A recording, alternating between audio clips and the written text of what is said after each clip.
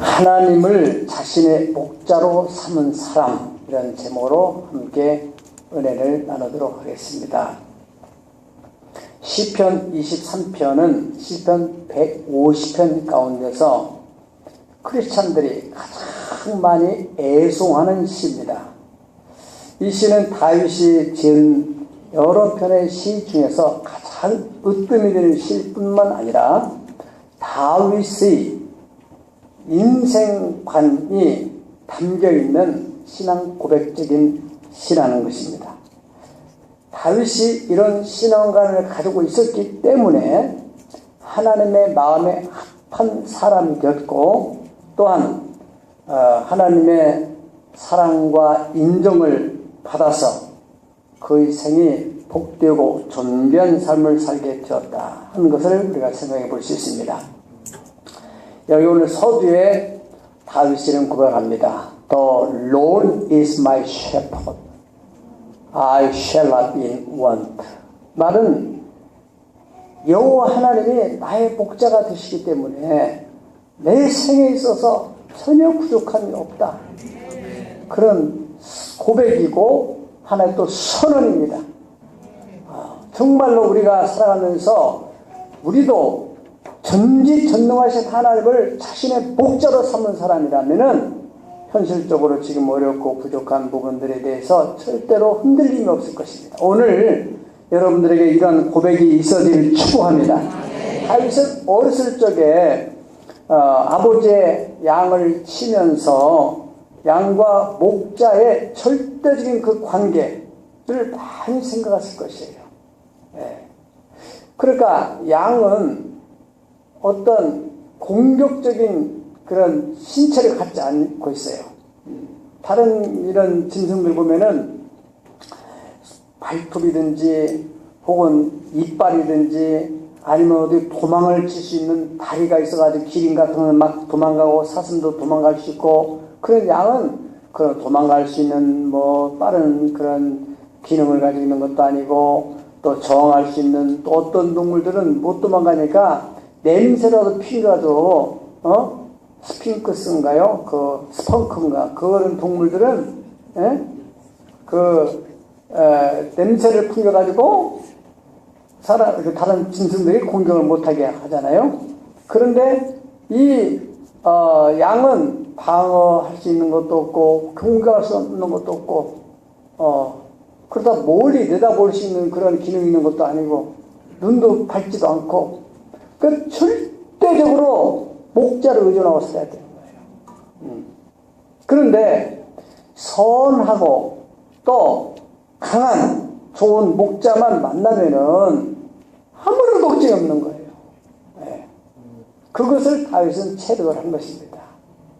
삶의 현장에서, 양을 치는 현장에서 그걸 체득을 함으로써, 그래, 천지를 창조하신 전지전능하신 그 하나님이 나의 목자가 되셔서 나를 인도하시고 나를 보호하시고 나를 다스려 주신다 한다면은 나의 삶은 부족함이 없는 삶이 될 것이다.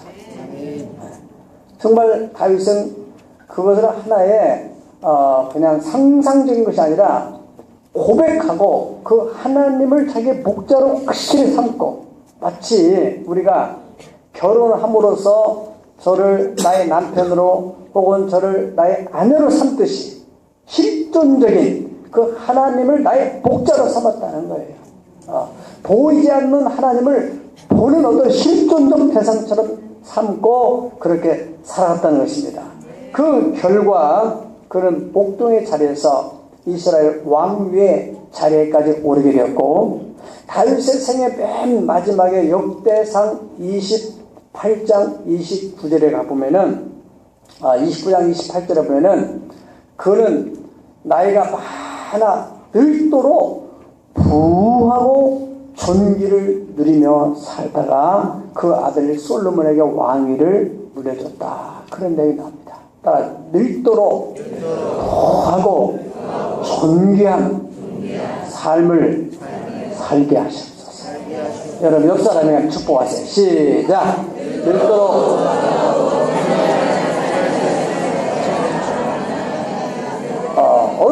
왜 이렇게 큰 놀라운 축복을 누리며 살았을까? 이것은 다윗이 바로 오늘 이 신앙 고백, 여호와 하나님을 자신의 목자로 삼은 결과 이렇게 되었다는 거예요. 네. 여기는 저와 여러분도 정말로 그 하나님을 우리의 목자로 삼을 때 그 하나님께서 우리의 삶을, 우리의 평생을 인도하심으로 우리도 그렇게 복을 누릴 수 있기를 축복합니다. 첫 번째로는 이 다윗의 이 오늘 본문의 말씀 속에는 네 가지 신앙적 가치가 여기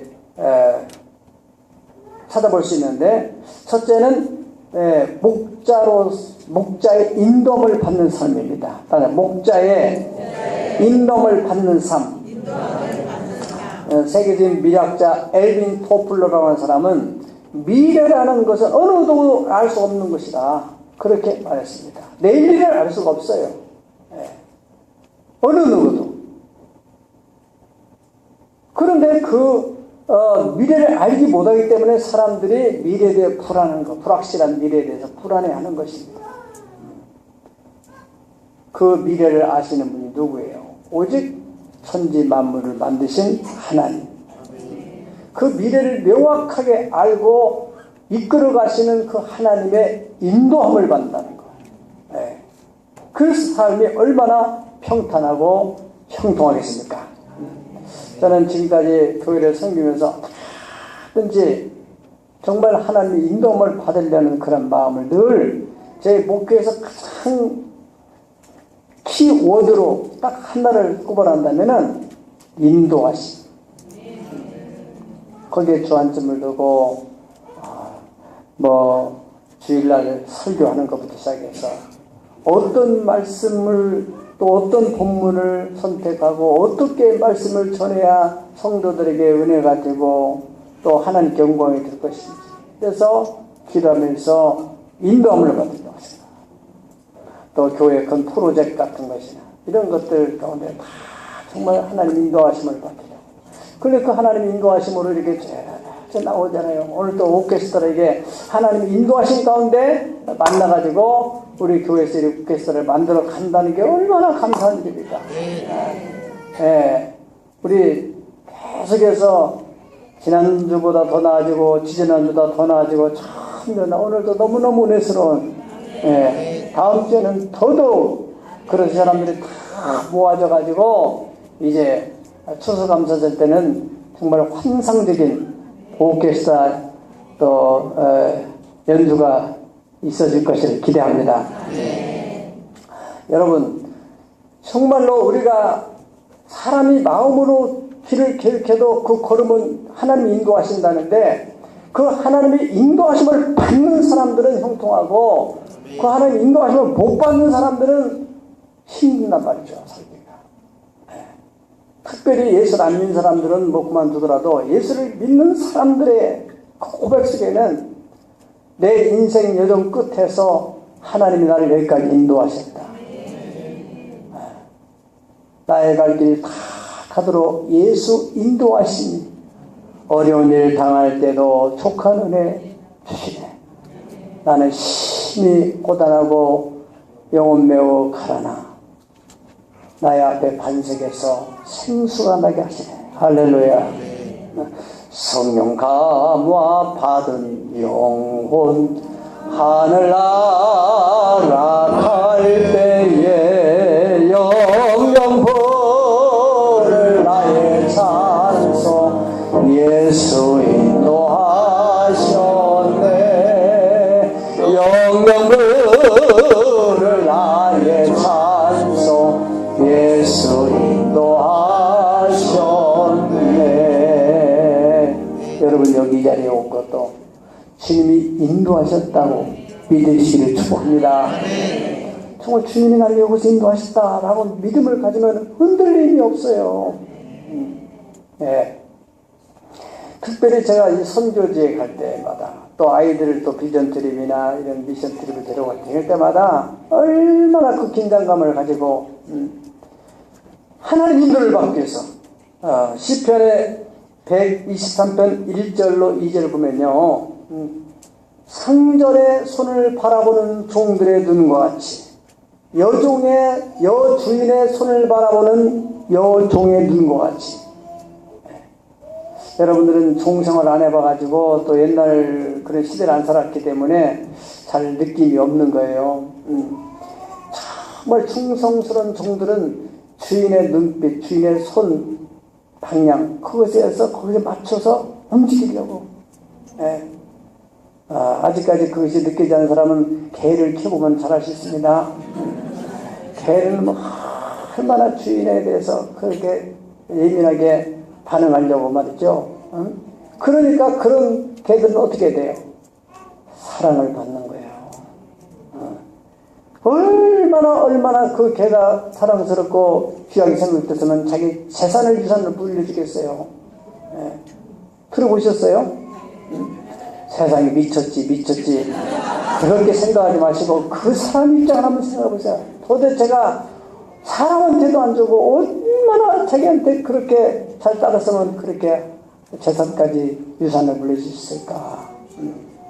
정말로 어떤 개들은요, 주인이 위기에서, 생명을 위기에서 건지려고 주인이 막 떨어지는 걸 헛발질해서 떨어지는데 개가 어디서 와서 손들같이 와서 거기 엎드려져가지고 그 주인이 충격을 줄여가지고 안 죽었다는 얘기가 있습니다. 들어보셨습니까? 그런 얘기를 좀 들어보셔야지.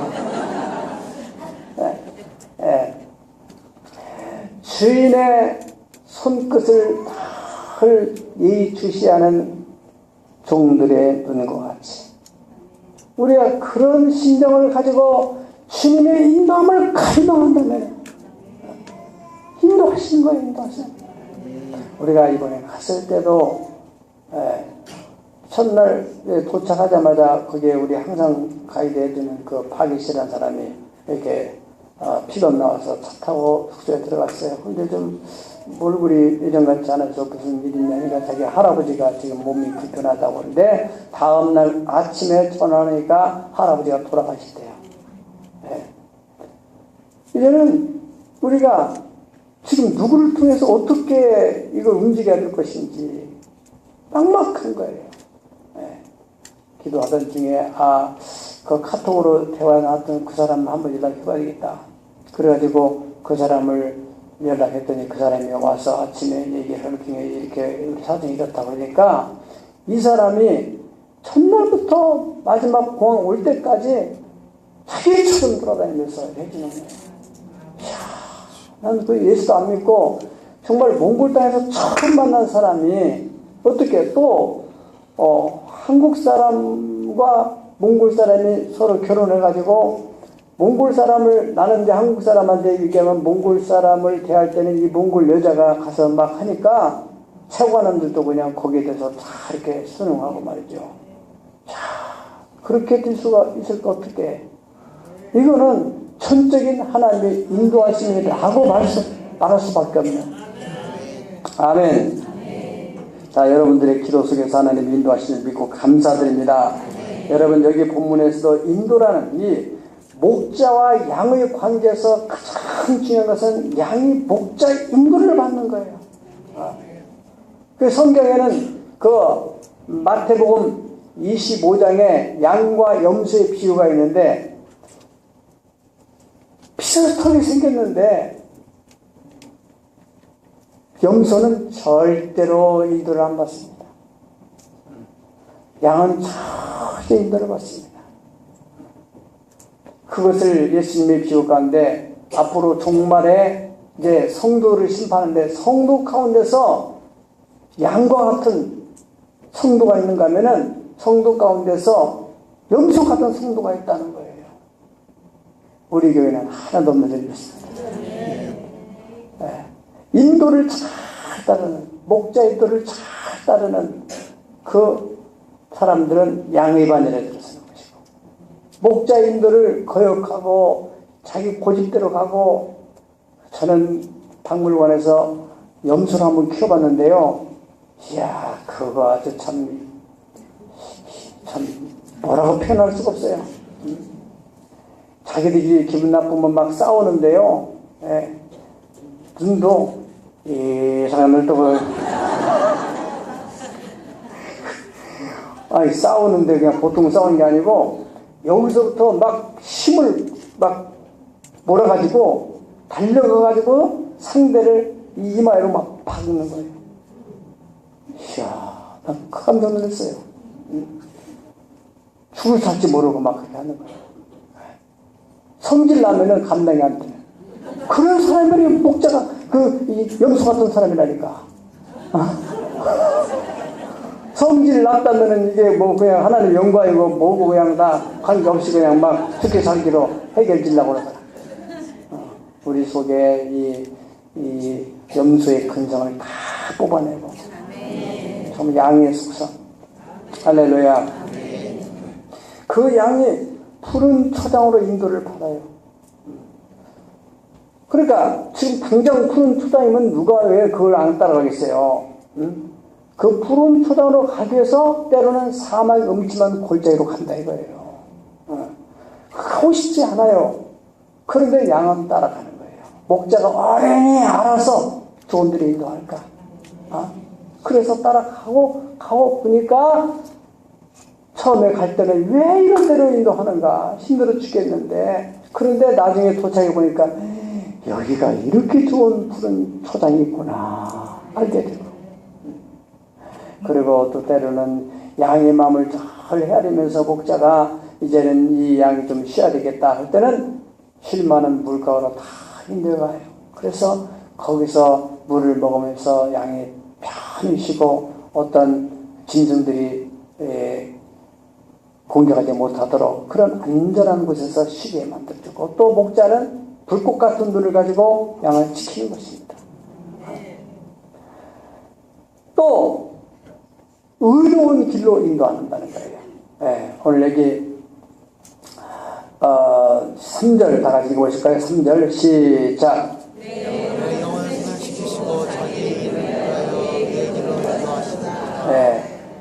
자기 이름을 위하여 의의 길로 인도하시는데, 또 우리의 영혼이 피곤해질 때 영혼을 소생시키는 다시금 리프레션, 새로운 힘을 공급해주는, 그게 바로 목자가 일한다는 거예요. 자, 여러분 이 세상을 살면서 다 누구든지 푸른 초장과 같은 그런 물질적으로 풍부한 것, 또 정말 힘이 필요한 때 쉬고 싶고, 또 때로는 어떤 회복이 일어나고 회복을 얻고 싶고 그런 때가 있잖아요. 그런데 이 목자의 인도를 잘 받는 사람은 그때 하나님께서 이런 은혜를 베풀어 주신다는 것입니다. 정말로 그 목자의 인도를 받기를 원하는 사람은 때로는 가기 싫은 길을 할지라도 그 인도를 따라 가는 거고, 가고 싶어도 목자가 인도하지 않으면 그 길을 가지 않고, 우리는 인도를 받지 않는 사람은 내가 가고 싶은 데는 내가 가고, 내가 가기 싫은 데는 안 가고, 그러나 인도를 받는 사람은 내가 가기 싫어도 이것이 목자의 인도하심이 있는 곳이다 하면 가는 거예요. 전도하는 것도 그렇습니다. 저 사람한테 가고 싶지 않은데 하나님이 자꾸 그런 마음을 줘가지고 결국에는 자존심 상하고 속이 상하고, 그런데도 그 사람을 찾아가서 또 손을 내밀고 복음을 전해주고, 교회 일도 마찬가지고, 또 기도하는 자리도 마찬가지고, 교회 봉사하는 자도 마찬가지입니다. 양이 아닌 목자의 속성할 사람들은 교회를 다니더라도 내가 하기 싫은 건 안 하는 거예요. 내가 하고 싶은 일만 한다는 거예요. 인도를 받는 사람은 그게 아니랍니다. 다 목자가 뜻이 있다. 할렐루야. 우리가 선교하는 것도 마찬가지입니다. 참 육신적으로는 가고 싶지 않은 그런 일들도 있지만은, 그러나 주님이 인도하심이 있기 때문에 가는 거예요. 그리고 힘은 들어도 가고 나서 그 인도하심을 경험하게 되면, 그래 참 순종하고 인도함 받기 잘했다. 할렐루야. 그런 보람을 얻게 된다는 것이죠. 여러분, 신앙생활에 그리고 인생에 있어서 전적인 성공과 실패, 그것은 내가 목자 되시는 하나님의 인도를 받느냐 받지 못하느냐에 달려 있습니다. 다윗의 생애를 보면은 철저하게 자신이 목자로 삼은 그 하나님의 인도함을 받기 위해서 아주 늘 전신 전력하는 것을 볼 수 있습니다. 그가 사울왕에 쫓기면서 도피 생활할 때나 그가 왕이 됐을 때나 보면은 그 성경에 다윗의 그 생애에 기록한 걸 보면은 다 인도를 받으려고.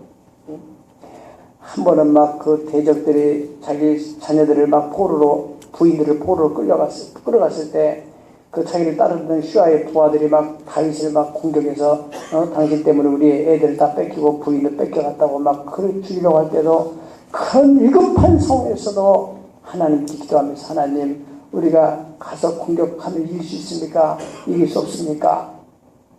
당연히 그냥 가지 않았겠어요. 보통 사람 같으면 그렇잖아요. 지금 이런 거 따지고 이런 생각할 여유가 어디가 있겠어요? 기도하는 거예요. 사울왕 자기를 너무 힘들게 하니까 당장 쳐서 죽이면 모든 걸 끝나는 것인데도 불구하고 하나님의 뜻을 따르려고 하는 그런 마음을 보면은 그는 정말로 입술의 고백이 아니라 그 삶의 실제적인 상황 속에서 하나님을 목자로 삼은 사람인 것을 알 수 있습니다. 여러분, 우리가 이러한 다윗이 결국에는 그 하나님의 인도하심 속에서 들도록 부하고 존귀한 생을 누리게 됐다는 것인데, 선민 이스라엘의 역사 속에서 보면은 이 백성들이 그 애굽 땅에서 나와가지고 광야로 가는데 철저하게 성령님의 불기둥과 구름기둥이 그들을 인도해 가시고 보호해 가는 걸 알 수 있습니다. 그리고 인도를 받은 사람들은 마침내 끝까지 자기들의 눈으로 보든 자기들의 어떤 이성적으로 생각할 때 도저히 불가능해 보여도 인도를 받았던 사람 여호수아 갈렙은 가나안 땅에 들어간 거예요. 자기들의 생각 이건 아니야. 가면은 우리 죽겠어. 우리 정말 이걸 전담하면 우리 어려움 당해. 그렇게 반항하고 그런 사람들은 못 들어간 거예요. 똑같이 나왔는데 말이죠. 그렇게 인도함이 중요하다는 거예요. 내 생각대로 살지 않고 하나님의 인도함을 받기를 갈망하는. 할렐루야. 고린도전서 2장 9절의 10절을 보면은 하나님이 자기를 사랑하는 자들을 위하여 예비하신 모든 것은 사람의 눈으로 보지 못하고 귀로 듣지 못하고 사람의 마음으로도 알 수 없지만 오직 성령께서 그것을 알고 있다는 것입니다. 그래서 성령께서 그 하나님이 예비하는 것을 아시고 그 길로 우리를 인도해 가시는 거예요. 그 때문에 예수님께서 가시기 전에 내가 가면은 다른 보혜사를 너에게 보내주겠다. 그는 진리의 영이다. 그가 너를 인도해 갈 것이다. 내가 너희를 고아와 같이 버리지 않겠다. 고아는 어떤 사람이 고아입니까? 아버지, 어머니가 분명히 있었기 때문에 이 땅에 태어난 거예요. 그런데 아버지, 어머니 사고라든지 어떤 사건이라든지 세상을 떠나서 누구도 자기를 보호하고 인도해줄 사람이 없단 말이에요. 이런 사람이 우리가 예수 안에서 분명히 거듭나서 하나님의 자녀가 된 건 사실인데 성령의 체험을 없는 사람들은 인도받는 걸 모르는 거예요. 그러니까 늘 외로운 거예요. 그래서 예수님께서 제자들에게도 숨을 내쉬면서 성령을 받으라 그랬습니다. 로마서 8장 14절에도 무릇 하나님의 영으로 인도를 받는 그 사람들이 곧 하나님의 아들이다. 우리가 하나님의 인도함을 받게 되면 반드시 하나님께서 자기를 사랑하는 자를 위하여서 예비하신 그런 풍성한 은혜를 힘입게 될 줄 믿습니다. 두 번째로는 그 하나님을 목자로 삼은 사람, 목자와 함께하는 임마누엘의 삶을 삽니다. 따라서 임마누엘이라는 뜻은 하나님이 우리와 함께 하시보다. 4절에 보니까 내가 사망의 음침한 골짜기로 달지라도 해를 두려지 않을 것은 주께서 나와 함께 하심이라. 아멘. 이렇게 함께라는 단어 속에서 아모스 3장 3절을 보면은 두 사람이 뜻이 같지 아니한데 어찌 동행하겠으며 그런 말이 있습니다. 동행한다는 것은 함께 뜻이 맞아야 돼요. 우리 거기 갈래? 그럴 때 그래 가자. 그게 뜻이 맞아야 함께 갈 수 있는 것이죠. 나는 싫다. 난 다른 걸 하고 싶다. 그러면 함께 갈 수 없는 거잖아요. 뜻이 같지 않고서는 어떻게 함께 동행하겠느냐. 우리가 부부간에도 서로 동행한다는 것은 어떻든 간에 뜻이 같아야 돼요. 그러기 위해서 서로 대화도 하고 최종적으로 그러면 이렇게 하자. 그래서 서로 마음이 합해져야 그 다음에 함께 갈 수 있는 거 아니겠어요? 우리가 보이지 않는 그 하나님 그리고 성령님과 동행하려면은 내 뜻에 맞춰야 되겠어요? 그분의 뜻에 맞춰야 되겠어요? 에녹이라는 사람이 300년 동안 하나님과 동행했다는 것은 자기 뜻을 다 내려놓고 그분의 뜻이란다면 따라가는 거야. 그게 임마누엘입니다. 바로 하나님을 목자로 삼은 사람들은 주의 뜻이란다면 할렐루야 그 길을 따라가는 거예요. 아브라함이나 이삭이나 야곱이나 또 요셉이나 믿음의 족장들 보면은 전부 다 하나님과 함께한 사람들입니다. 하나님이 그들과 함께 해준 사람들이에요. 네. 왜요? 그들이 하나님의 뜻을 따르려고 하니까. 하나님의 뜻이 딱 쓰게 되면은 그들은 자기 뜻을 다 내려놓고 하나님의 뜻을 따라가는 거예요. 네 아들 독자 이삭을 내게 바쳐라. 이건 아닌데요. 말이 안 되는 얘기입니다. 이 아들을 통해서 후손을 만들고 하늘의 별처럼 만든다면서요. 얼마든지 이 아브라함이 하나님께 항의할 수 있고 또 하나님께 또 정당한 이유를 댈 수 있음에도 불구하고 아브라함이 두말 하지 않습니다. 그리고 독자 이삭을 바치러 모리아산에 올라가잖아요. 거기서 여호와 이레의 하나님을 만나게 되는 거야. 거기서 그야말로 이 다윗이 표현하면은 푸른 초장을 만나게 되는 거란 말이죠. 야곱도 그렇습니다. 창세기 28장 15절에 야곱이 처음으로 하나님을 만나게 되는 그 장면이 그 삼촌 그 집으로 삼촌 집으로 가는 그 과정 속에서 저녁에 해가 졌을 때 거기 으스란 베들이라는 곳에서 잠을 자던 중에 하나님을 만나게 될 때 하나님께서 야곱에게 하신 말씀이 내가 너와 함께 있어서 네가 어디로 가든지 내가 너를 지켜주고 너를 이끌어서 이 땅으로 돌아갈 것이다. 내가 너에게 허락한 미션이다. 그것을 이루기까지는 내가 너를 떠나지 않겠다. 너 함께 하겠다. 아멘. 그 함께 임마누엘이라는 약속을 야곱이 굳건하게 붙들었기 때문에 그 삼촌이 그렇게 거짓말하고 속이고 하는데도 흔들리지 않는 거예요. 하나님 편에 있었어. 악을 대하여 선으로 이기는. 마침내 그가 빈손 들고 요단을 건넜지만 나중에 큰 거부가 되어 돌아오셨던 것은 하나님이 그와 함께 하시기 때문에. 아멘. 그리고 우리가 또 요셉의 생애도 보면은 요셉의 창세기 39장 21절에 보면은 여호와께서 요셉과 함께 하시고 그에게 인자를 도와서 간수장에게 은혜를 받게 하심에 그랬습니다. 그가 참 억울한 누명을 쓰고 옥에 들어가게 되지 않습니까? 그런 속에서도 그의 어떤 면에서는 사명이 음침한 골짜기 같은 그런 곳에서 하나님이 요셉과 함께 했다는 거예요. 왜요 그랬겠어요? 요셉이 하나님을 철저히 신뢰하고 여호와는 나의 목자가 되시니 내가 비록 사망이 음침한 골짜기를 갈지라도 내가 해를 두려워하지 않을 것은 주께서 나와 함께 하십니다. 하나님이 여기로 계셨죠. 여러분들이 큰 어려움을 만날 때마다 입으로 그렇게 하세요. 하나님 여기로 함께 하시죠.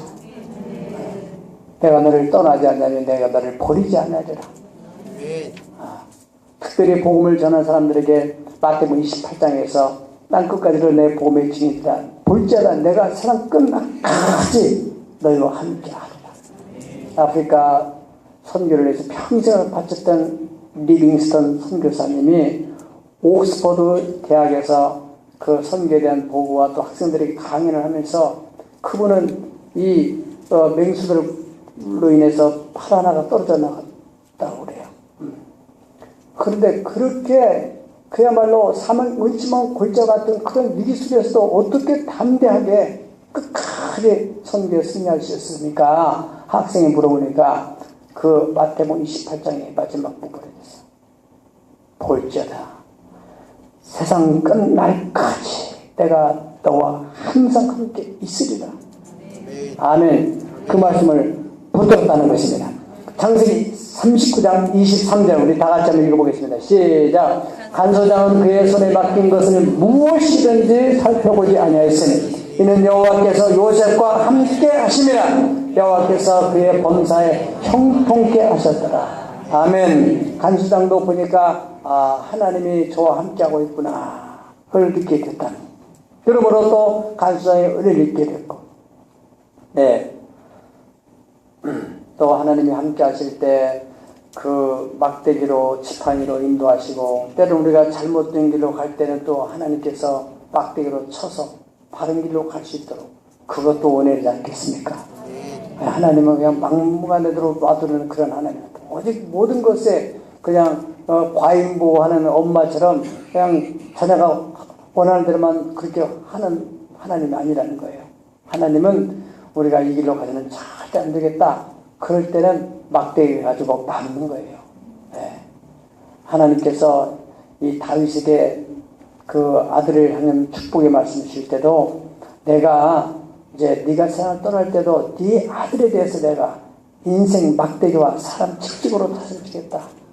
사울왕이 잘못하면 그냥 버려버리지만은 이 너희 아이들이 잘못하고 네 후손들이 잘못할 때 내가 때리겠다 그렇게 말씀하라. 그래서 하나님께서 재앙으로 때리기도 하고 또는 이방 나라를 붙여가 때리기도 하면서도 그 왕권을 이어가도록 만들어 주시는 할렐루야. 세 번째로 목자 되신 하나님이 함께 하심으로 말미암아서 그런 사람이 뭐가 돼요? 잔이 넘치는 풍성한 삶을 살겠다 합니다. 예. 따라합시다. 내 잔이 넘치나이다. 예. 5절에 그렇게 말씀했어요. 예. 우리가 인생길에 원수 같은 사람 만날 수 있지만 그렇지만은 마침내는 승리하는 하나님이 그 목전에서 상을 베풀으시는, 그러니까 원수에 대해서 다시 말하면 악에 대해서 악으로 대할 필요가 없다 이거죠. 네. 왜요? 하나님이 책임지십니다. 네. 우리가 로마서에 그 말씀하시지 않습니까? 하나님께서 원수 갚는 것은 내게 있으니까 내가 갚아주겠다. 우리는 어떤 사람에게 피해를 입으면 내가 그 복수하려고 얼마나 그 복수하려는 마음을 갖다가 결국에는 자기가 병나서 자기가 먼저 죽어. 화병이 나가지고. 자, 우리가 그런 마음을 내려놓는다는 게 얼마나 어려워. 그러니까 그런 내 마음과 하나님 말씀을 자꾸 묵상하면서 몸부림을 쳐야 되는 거예요. 말씀이 나를 다스리게 만들어야 돼. 그래야 우리가 선을 이길 수 있단 말이에요. 네. 그럴 때 원수 갚는 것은 내게 있다. 내가 갚아줄 거다. 너희는 그래서 원수가 지르든 먹이고 목마르든 마시도록 해라. 여러분 이 양들을 돌보는 데 있어서 그 목자가 말이죠. 특별히 장마철 같은 데는 이렇게 그 양의 코에서 이렇게 끈적끈적 아니기 때문에 이런 쇠파리들이 날라와 가지고는 거기다가 알을 까게 되면은 양이 그 쇠파리가 알 깐 것이 나중에 이렇게 꾸물꾸물해 가지고는 그게 부화돼서 머리로 들어간다 이게 머리로. 볼로 들어가게 되면은 이 머리가 어떻게 되겠어요? 그야말로 못 견디죠. 그러니까 막 아무데나 막 머리가 막 속에서 가려우니까 막 고통스러우니까 막 아무데나 박아가지고 결국 양이 죽게 된다는 거예요. 여러분 우리가 살다 보면은 여러 가지 소리를 듣고 여러 가지 사건을 만나면 골이 아프고 그냥 막 자살하고 싶고 죽고 싶고 어떤 사람 말을 들어보면 막 그냥 뭐 너무 상처가 되고 왜 그런 줄 아세요? 기름을 안 바르니까 기름을 안 바르니까 그런 들어가는 거예요. 그래서 이 지혜로운 목자들은 그런 시즌이 되면은 양의 머리다가 기름을 부은대요. 기름 흘러내려가지고 이러다 기름이다 이렇게 되니까 파리 같은 것이 거기에 못 달려든다는 거예요. 세상의 원수 마귀를 이길 수 있는 길은 하나님의 성령이 우리 머릿속에 기름을 부어야 돼요. 기름으로 내 머리에 바르셨어요. 내 잔이 넘칩니다. 평강이 넘치고 기쁨이 넘치고 소망이 넘치고 나가서 물질도 넘치게 되고 할렐루야 범사에 형통케 되는 풍성한 삶을 살게 되는 것은 전지전능하신 하나님을 목자로 삼은 사람이에요. 누리는 세 번째 특권입니다. 네 번째로는 하나님을 자신의 목자로 삼은 사람, 그는 목자의 장막에 거하는 삶을 살게 됩니다. 어느 곳에 있는 것보다도 하나님의 전을 그렇게 좋아하고 사모합니다. 우리 지난 주일에 말씀을 들은 시편 123편에서도 들으셨죠. 122편에서도 어떤 사람이 나에게 성전에 올라가자고 그런 말을 하게 되면 마음이 막 두근두근 설렘이 있다고 그러지 않습니까? 그게 다윗의 시예요. 다윗의 시. 다윗이 그 하나님의 성전을 사모하는 마음이 달랐어요. 하나님의 집에 거하는 그것은. 시편 84편에 그 1절부터 12절까지 보면은 그 부분이 깊이 녹아 있습니다. 우리 한번 다 같이 보실까요? 만군의 여호와여, 주의 장막이 어찌 그리 사랑스러운지요. 내 영혼이 여호와의 궁전을 사모하여 시약하며 내 마음과 육체가 살아계신 하나님께 부르짖나이다. 너무너무 사모해가지고 이게 마음이 취약해졌다는 거예요. 세상적으로 말하면은 옛날에 그런 말이 있어요. 연애를 하다가 너무너무 사모를 하고 사랑하다 보니까 상사병이 걸린다는 말이 있어요. 그 하나님의 전을 그렇게 사모하는 마음이 다윗이 있어서 그래서 병이 들 정도로 취약해졌다는 내 마음과 육체가 살아계신 하나님께 부르짖습니다. 넘겨봅니다. 나의 왕 나의 하나님 만군의 여호와여, 주의 제단에서는 참새도 제집을 얻고 제비도 새끼들 보금자리를 얻었나이다. 이거는 하나님의 제단, 주의 제단에 보면 어떤 짐승들도 보호를 받고 보금자리를 얻는, 하물며 만물의 영자이고 하나님의 형상들을 지음받은 여러분 인생에 아주 복잡한 일을 만날 때 어쩌면 하나님의 교회로 오세요. 그 길이 살 길이에요. 그런데 신기하게 어른을 당하면 일단 교회를 가고 싶지 않단 말이죠. 누가 그런 마음이겠어요? 우리가 때로는 잘못해서 죄를 졌던 또 억울한 일을 당했던 여러 가지 사정과 사건이 있다 할지라도 어쨌든 성경 말하기를 때를 따라서 돕는 은혜를 얻기 위하여서는 은혜의 보호자는 나와야 된다. 아멘. 그 길만이 살 길이에요. 현장에서 가늠하다가 잡힌 여인도 예수님께 나와서 그 사람들이 붙들어가지고 자기가 나오고 싶으면 나온 게 아니고 사람들이 막 끌어가지고 죽이려고 예수님한테 세워놨잖아요. 아이러니하게도 예수님께서 너희들 중에 죄 없는 자가 돌을 쳐라 하니까 다 도망가고 살게 됐어요. 현장에서 쳤더라면 죽었을 것인데 예수님께로 데려가가지고 예수님하고 이 여자하고 같이 그냥 묶어가지고 예수님은 율법을 범하는 또 여자는 또 현장에 가름한 이런 죄 예수 입장으로 곤란하게 만들고 이렇게 하려고 그 사람 바리새인들이 잔머리를 썼지만은 결국에는 여인은 예수님 앞에 왔기 때문에 살만하게 됐다는 거예요. 아멘. 그렇습니다. 여러분들이 어떤 어린이를 당해서 힘들 때 집에서 혹은 어디를 가고 그런 데서 해결을 들 수 있는 것이 아니란 말이죠. 하나님의 전에 나와야 돼요. 아멘. 아멘. 아멘. 네. 새끼, 참새도 제 집을 얻고 제비도 새끼들 보금자리를 하나님의 전에 얻게 되는데 주의 집에 사는 자들은 복이 있나니 그들이 항상 주를 찬송하리다. 셀라. 이것은 그렇습니다. 주께서 주께 힘을 얻고 그 마음의 시온에 데려가 있는 자는 복이 있다. 어떻든 하나님의 제단에 나오게 되면 때를 따라 주시는 하나님의 은혜가 있어요. 신기합니다. 꼭 누가 목사님에게 얘기한 것처럼요. 자기 사정을 얘기한 것처럼 어떻게 그날 가서 꼭 그런 얘기를 하는지 말이죠. 그래서 어떤 사람은요 자기 부인한테 왜 당신은 꼭 목사한테 가서 내 얘기를 다 해가지고 내가 교회만 가면 그 목사가 내 얘기만 하더라. 그런 사람이 있다고요. 그것이 참 은혜인데요. 은혜인데. 네, 참. 여러분, 그래서 그때 그 말씀을 나의 말씀으로 받아들이게 되면 어떤 일이 생깁니까? 영혼의 힘을 얻게 돼요. 주께 영혼의 힘을 얻고 그 마음에 이제 새로운 시온의 대로가 열리게 되는 사람에게는 복이 있다. 아멘. 그들이 눈물 골짜기로 지나갈 때 그곳은 많은 샘이 되게 할 것이다. 인생의 눈물 골짜기 같은 그런 것들이 다 나중에는 합력하여 선이 이루어지게 됩니다.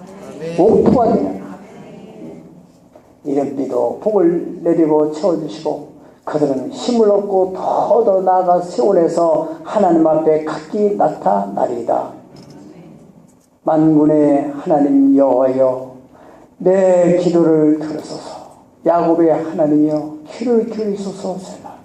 우리 방패신 하나님이여 주께서 기름 부으신 자의 얼굴을 살펴보옵소서. 주의 궁정에서 한 날이, 이게 이제 핵심적인 요절이거든요. 시작. 주의 궁정에서 한 날이 다른 곳에서의 첫날보다 나았다. 악인의 장박에 사는 것보다 내 하나님의 성전 문지기에 있는 것이 좋사오니. 아멘. 세상에 궁전에 사는 것보다도 하나님의 성전에 문지기로 있는 것이 좋습니다. 하나님의 성전을 그렇게 사모하는 그런 다윗의 마음이 거기에 담겨있는 여호와 하나님은 해요 방패시라. 여호와께서 은혜와 영광을 주시며 정직하게 행하는 자에게 좋은 것을 아끼지 아니하실 것입니다. 만군의 여호와여 주께 의지하는 자는 복이 있나이다. 아멘. 야곱과 에서의 삶을 보면은요, 야곱은 늘 장막에 머무르는 그런 사람이라면은 에서는 늘 들로 돌아다니며 들 사람이었어요. 재밌었죠? 결정적으로 장자권을 뺏기버리는 거예요. 하나님의 전을 가까이 하는 사람. 안 되는 것 같으나 결과적으로는 잘 되게 돼 있어요. 주일이고 뭐고 그냥 바쁘게 돌아다니는 사람들은 사람이 성경에 있는 말씀대로 너희가 아침 일찍 일어나고 저는 늦게까지 애를 쓰더라도 여호와께서 돕지 않으시면 그 성을 쌓는 자의 수고가 되고 여호와께서 그 성을 지켜주지 않으시면 파수꾼의 경성함이 허사된다는 그 말씀이었어요. 하나님이 도와주셔야 돼요. 그래서 시편 65편의 4절을 보면은 주님이 택하시고 어떤 주의 전으로 가까이 오는 사람 복이 있다 이거예요. 네, 우리가 이것을 우리 생각으로 이렇게 나와 있는 것 같지만은 이 성경을 볼 것 같으면 타동사입니다. 하나님의 성령에 의해서 이끌림 받아서 나왔다는 거예요. 아멘. 택하시고 가까이 오게 하심을 받은 사람. 아멘. 그런 사람은 복이 있다. 우리가 주의 집 곧 주의 성전의 아름다움으로 만족하리다. 우리가 사무엘처럼 우리의 자녀들도 주의 뜰에 거하게 하는 훈련을 시켜야 됩니다. 세상의 죄악된 환경에 노출되지 않도록 주의 뜰에 가는. 여러분, 여호와 하나님이 과연 나하고 무슨 관계가 있습니까? 나의 목자 되십니다. 아멘. 입술의 고백뿐 아니라 실존적인 고백이 있어야 되겠습니다. 아멘. 그러한 사람, 저쪽에 무슨 일이든지 하나님의 인도함을 받으려는 그런 마음을 가진 사람. 내 생각, 내 마음대로 그냥 즉흥적으로 움직이는 게 아니라 하나님의 뜻이 어디입니까? 하나님의 뜻을 따라서 인도함을 받으려고 하는. 그리고 자기 생각이 아무리 확실하고 완벽하다 할지라도 일단은 내려놓고 하나님 뜻이 딱 쓰게 되면은 그 뜻을 따라 나갈 그런 사람에게 하나님이 함께 해주신 그런 사람에게는 육신의 눈을 볼 때는 음침한 골짜기와 같은 어려운 길을 할지라도 그 길을 지나고 나면은 푸른 초에 나오는 것이고 하나님 뜻을 따르지 않는 사람들은 지금 내가 당장 눈에 보기에 좋은 길이기 때문에 갔는데 나중에 한참 가보니까 그게 어려운 길을 만나게 되는 것이. 세 번째로는 그 목자 되시는 하나님은 머리에 기름을 부어가지고 늘 성령으로 충만해서 기쁨과 소망과 감사와 사랑이 넘치는 형통한 삶을 살게 하시고 풍성한 삶을 살게 하시고 그래서 목자를 하나님으로 삼은 사람, 하나님을 목자로 삼은 사람, 그런 사람은 그 하나님의 전에 거하기를 즐기는 그렇게 살았던 다윗이 늙도록 푸하고 존귀한 생을 드린 것처럼 여기는 저와 여러분들도 꼭 그렇게 사실 수 있기를 예수 이름으로 축복합니다. 기도하겠습니다.